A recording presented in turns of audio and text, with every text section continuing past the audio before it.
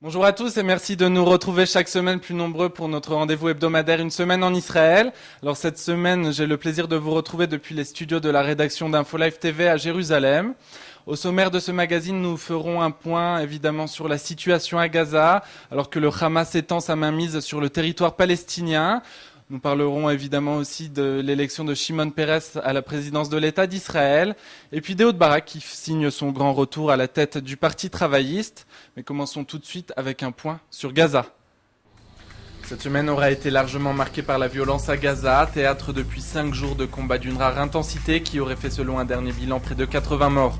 Mercredi, le Hamas s'est lancé dans un assaut final sur les positions du Fatah pour obtenir le contrôle définitif du mince territoire côtier.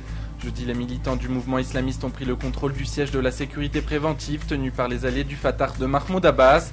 Cette position constitue une cible stratégique pour le mouvement de la résistance islamique qui étend peu à peu sa mainmise sur la bande de Gaza.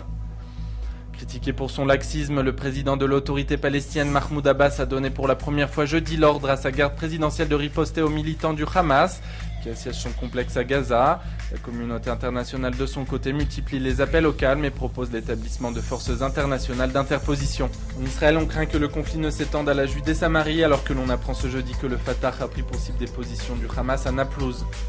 L'autre fait marquant de cette semaine, c'est l'élection de Shimon Peres à la présidence d'Israël. À 84 ans, le dinosaure de la politique israélienne accède à la fonction suprême, mettant un terme à une série d'échecs électoraux.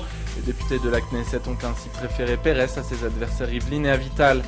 Travailliste de la première heure, Peres débute sa carrière à l'ombre de Ben Gurion. L'homme souffrira longtemps de son manque d'expérience dans l'armée. Pourtant, ses premières fonctions le mènent d'abord au ministère de la Défense où il s'emploie dès 1953 à acquérir des armes pour le jeune État d'Israël. Tout au long de sa carrière, il est associé à toutes les étapes du processus de paix avec la consécration en 1994 quand il reçoit avec Arafat et Rabin le prix Nobel de la paix. Dans les années 2000, Peres collabore au gouvernement Sharon, parfois contre l'avis de ses partenaires travaillistes auxquels il s'oppose souvent, au point de quitter le parti historique pour rejoindre le camp Kadima en 2006. Shimon Peres devient le 9e président de l'État d'Israël. Le parti travailliste, justement, qui s'est choisi un nouveau chef en la personne d'Ehud Barak, pas tout à fait nouveau puisque l'homme avait déjà occupé cette fonction en 1996. Il succède ainsi à Amir Peretz à la direction du parti historique de gauche.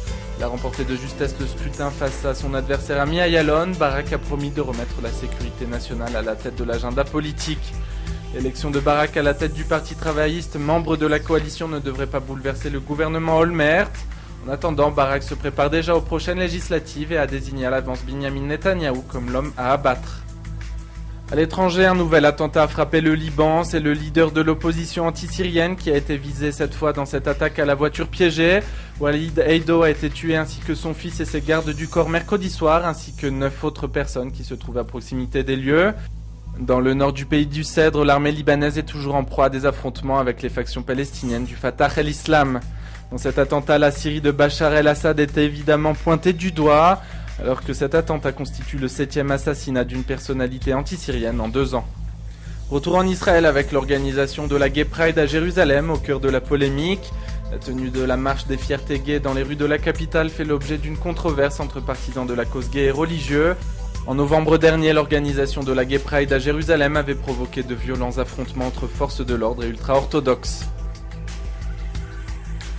Et puis cette semaine, Israël réalisait avec succès le lancement de son premier satellite espion, surnommé Ofek 7. Placé en orbite avec succès lundi, l'engin est muni des dernières innovations technologiques israéliennes en matière d'aérospatiale et de photographie de haute précision. Ce satellite fait partie du programme de défense israélien contre les menaces syriennes et iraniennes. Dès jeudi, les services de sécurité recevaient les premiers clichés pris par le satellite. Et puis en Iran, la machine de propagande d'Ahmadinejad tourne à plein régime. La télévision iranienne diffuse en ce moment une série télévisée qui met en scène des juifs d'Europe pendant la Seconde Guerre mondiale. Objectif de la série en 34 épisodes, démontrer que la création d'Israël est le résultat d'un travail commun entre les juifs et les nazis et militer pour un retour des juifs en Europe. Et puis comme chaque semaine, toute la rédaction d'InfoLive TV se mobilise pour les soldats israéliens toujours retenus au Liban et à Gaza.